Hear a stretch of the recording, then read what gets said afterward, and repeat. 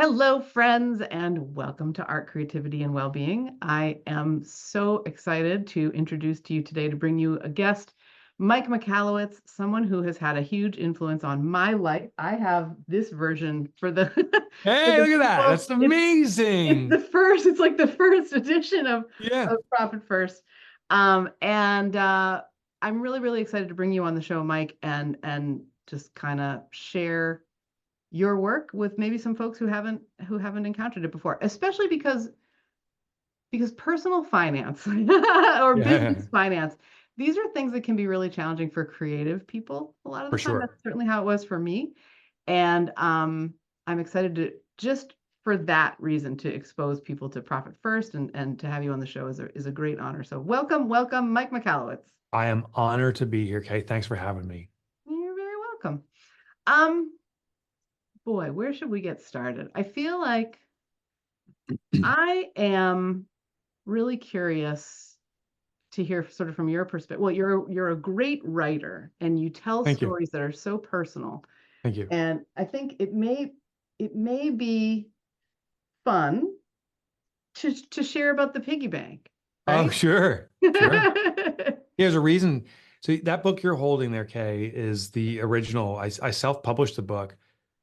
The interesting backstory, at least to me, Hmm. I had a publisher, Penguin Books, at the time. I already published a book that was pretty successful with them. And they said, "What's your next book?" And I said, "It's this Profit First book." And they said, "We don't need another accounting book. Like, that's not going to work." And I'm like, "It's not an accounting book. That's the whole problem. Accounting doesn't work."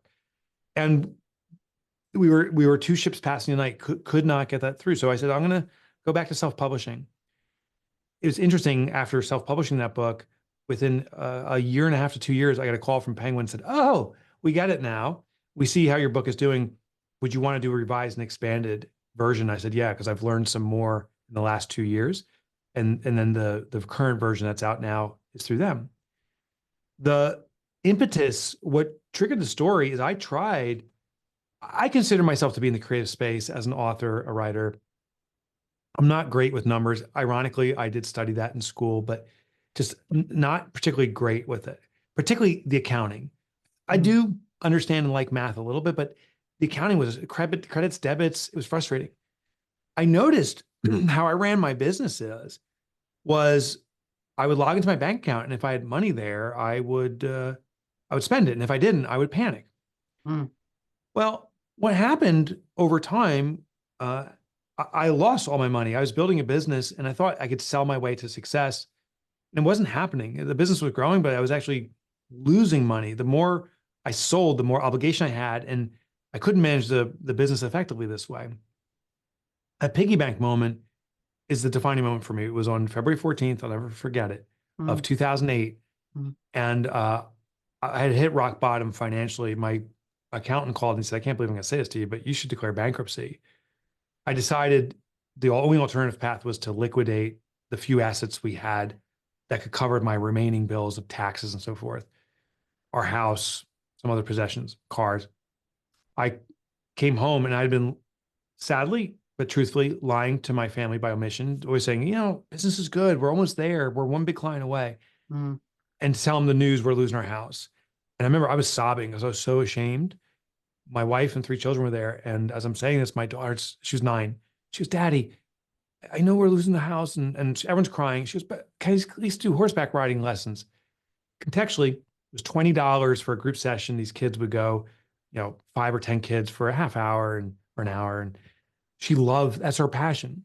Hmm. And I said, "I'm sorry, but we just can't." I mean, rock bottom broke. We just can't. Just for now, we can't. And she stood up from the table that we were sitting and she just ran. I assumed she was running away from me. And that's actually what I wanted to do at this moment. I just wanted to run away and go somewhere where no one knew who I was. Thing was, she wasn't running away. She ran to her bedroom and she grabbed her piggy bank. She was actually saving to buy as a horse one day. That's her dream. Hmm. She ran back down to me. And I remember just looking up at me, these big blue eyes. She goes, "Daddy, Daddy." She goes, I'll pay all our bills." And oh, if I think about it too long, I'll start crying again. It was so upsetting, and I feel so ashamed about that. And it wasn't like the next morning I woke up and said, "I'm going to fix this." I started the drink. I'm not proud of that phase, but I went through depression and used that as a medication. And but it did trigger a reflection. I kept on looking back and I say, why don't I understand business? Like, why don't I get it? And it went back to working with our natural behavior. I noticed I would log into my bank account and make decisions.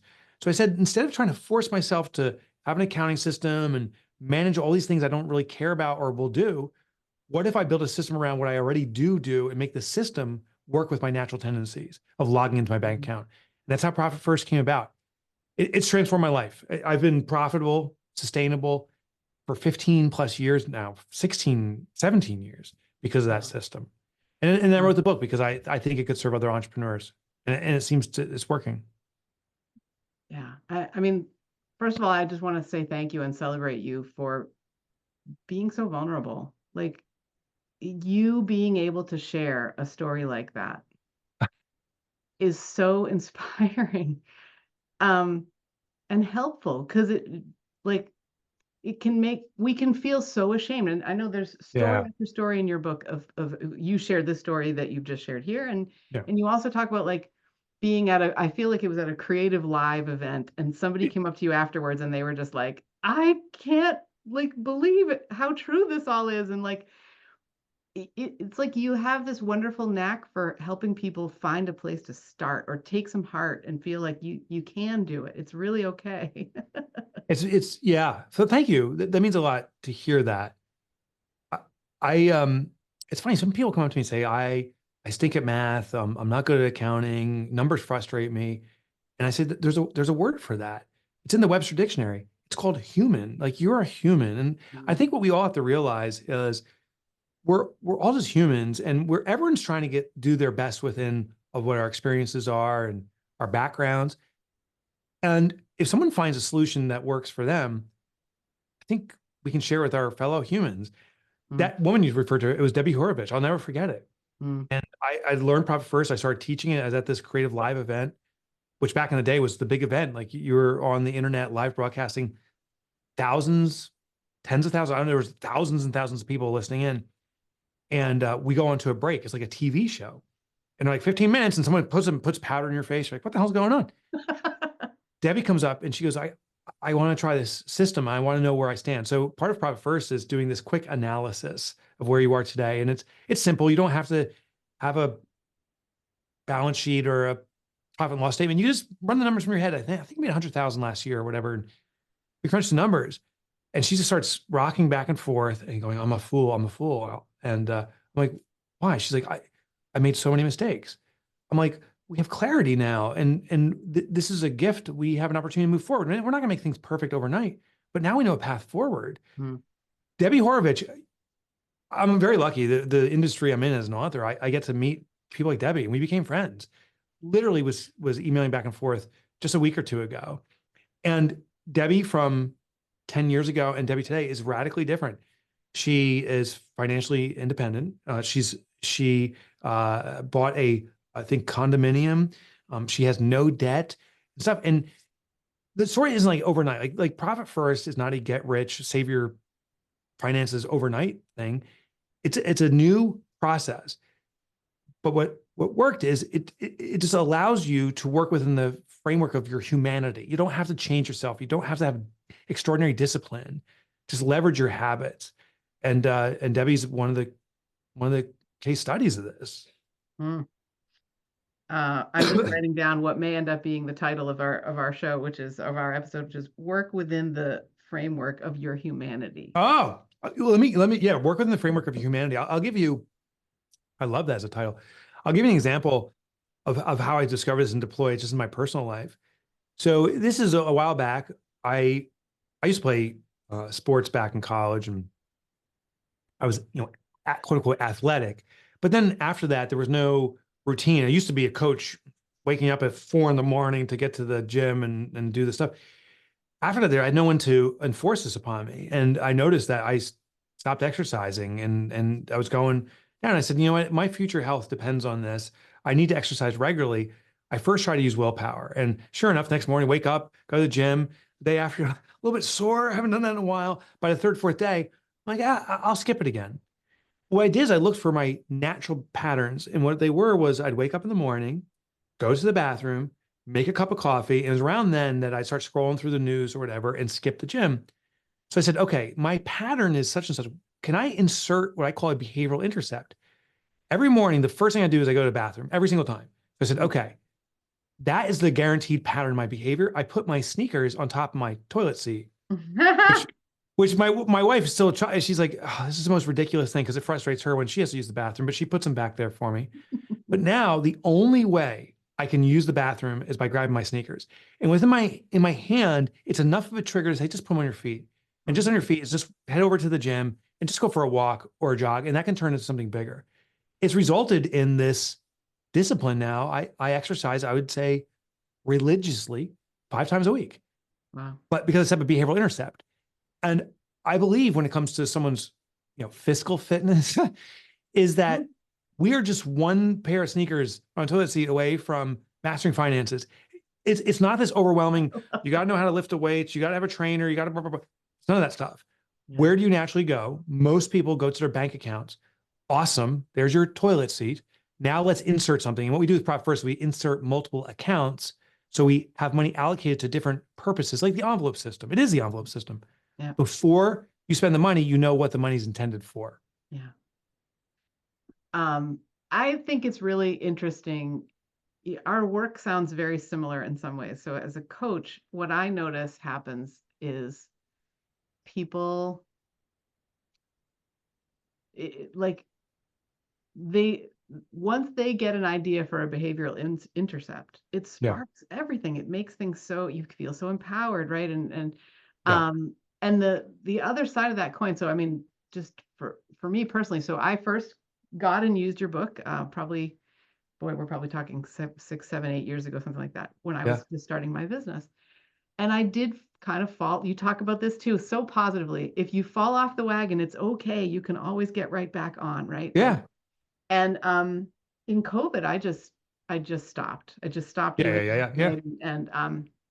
and then if we fast forward to this past year, I was writing a book. I was having it recorded in audio. I was expending some money to make it be what the sort of beautiful creation that it now is, and going out on a book tour. And Nice. like, that was amazing. I was also doing it in a way, and thank you. I was also doing it in a way that wasn't, I will say this way. I felt back here somewhere was some like, you're not doing this with the integrity that you usually approach things, because Interesting. I wasn't using my Profit First system anymore. So my life partner, my husband of 27 and a half years, was looking around and he was like, well, hey, like, what happened to contributing, to like our family finances? Yeah. Remember that? Yeah. And the simplicity of Profit First. I know we've been talking about allocating and using kind of sort of big words that used to scare the jabbers out of you. Right? Sure. But it is a very simple system. And what it means is that, and I can remember when I first started like returning to it, Ben and I had a conversation, and we decided that I would return to it. And I remember thinking, because you talk about start small, don't like suffocate your business. Totally. Right. So because what I'm effectively doing using this system is I'm making the operating expenses for my business smaller and smaller and smaller, so that more of the money flows to these other places in my life. Like, for example, our salary, right? Totally. Our family salary. And I remember the first time, my goal is to have a much smaller operating expenses than what I have now. Yeah.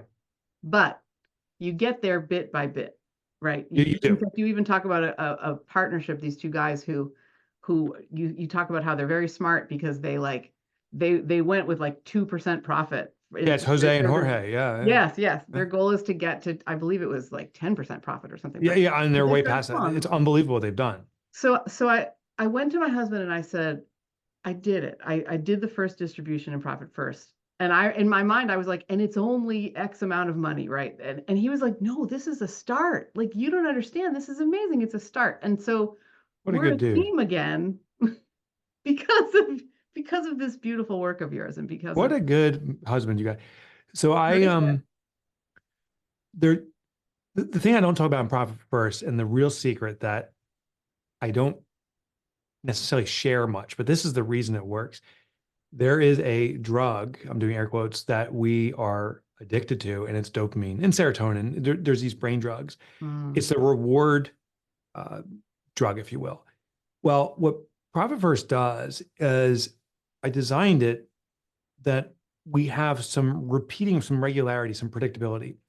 So there's this anticipation. So if you do Profit First by the process, you do a distribution every 90 days. What most business owners do, absent of Profit First, is if they have money and they need money, they'll take it all out. So there is almost this profit really turns into a salary. It's like whatever I got, I'm going to take it. There isn't much of a serotonin release. It's a survival mechanism. Mm. With profit distributions, if you do them every 90 days, today, the most you'll ever be away from a profit distribution is 90 days. It's around the 90-day frame that we start anticipating things. Oh, that vacation, it's about 3 months. I can feel it. That's when we start building it. As we're recording this, Christmas was only 2 months ago. We're not sitting there going, oh, next Christmas is almost here. It feels so far away. So there's this behavioral tendency. 90 days is pretty much the outer edge of anticipation. The beautiful thing is we're anticipating, we're starting to build those releases and excitement. Then we have the trigger event, meaning you distribute the profit. It doesn't matter, not selfishly, but interestingly, it doesn't matter how much it is. Yeah. My first distribution was truly $8. Mm. And it's probably the greatest distribution of my life. I went to the bank. I'll never forget. I said to the teller, I said, I'd like to take out my profit distribution. She goes, okay, there's a profit account. She goes, how much? I said all of it, which was $8. She goes, how would you like it? And I said, just singles, maybe some dimes and nickels just to make it feel thicker, but Yep. all singles. I went to a Starbucks and I plopped it down. I said, I like the finest thing I can get for $8, which is nothing. It's like a cup of coffee. But I will tell you, Kay, that cup of coffee was the most delicious coffee in my life. For the first time in my life, it wasn't on a credit card. It wasn't expense to the company. Mm. I wasn't digging a hole. My company simply said, thank you for the work you do. This is a gift. Blow it. Have fun. The dopamine, serotonin. And as I'm sipping it, I said, oh my gosh, this is happening again in 90 days. So it's a serotonin. And the next time it was actually a lunch out and it's grown. It's provided some extraordinary things. But the funny thing is it's not the dollar amount as much as the anticipation. And then the magic is you start thinking innovatively. You say, well, okay, my expenses are, I have less money, but what can I do that can amplify this smaller amount of money I have? You start breaking the rules of your industry. You don't do things the way they're supposed to be done. You do them optimally because that's how we're wired. Necessity becomes the mother of invention. So I'm proud of you. I'm proud of your husband supporting you too, because he gets it clearly. Yeah. The next one's going to be bigger and better. It's always going to be just as fun. Oh, I love that. Yeah. And thank you for sharing that. It's so true. Like, it's so true that it really can be that easy. And it actually brings me, so we've really got time. I see that we have time for one sort of last. Yeah. So wrapping up, I got to sharing with a couple of coaching colleagues that I was going to be speaking with you today. And I was like, what's the question? What are we bringing for Mike? And I thought it was a really beautiful question that they came up with, which is, it's this. What are some of the approaches that can be introduced to someone who has a lot of resistance or challenges with money? Yeah. So the first thing that immediately comes to mind is to accept the resistance and challenge as opposed to fight it. Oh, beautiful. I think when there are books on finance and stuff that basically say, if you're willing to deprive yourself fully, you'll be able to live a life of exception in the future. But that's just not how we're wired. So don't fight who you are, embrace it. So first of all, say, it's okay that I'm resistant to money. The second thing then is saying, but what do I already do? Because even if you're resistant to money, there's some way you're managing it. Everyone listening in is somehow making some kind of money. You're paying bills in some fashion. So you explore, how do I currently do things?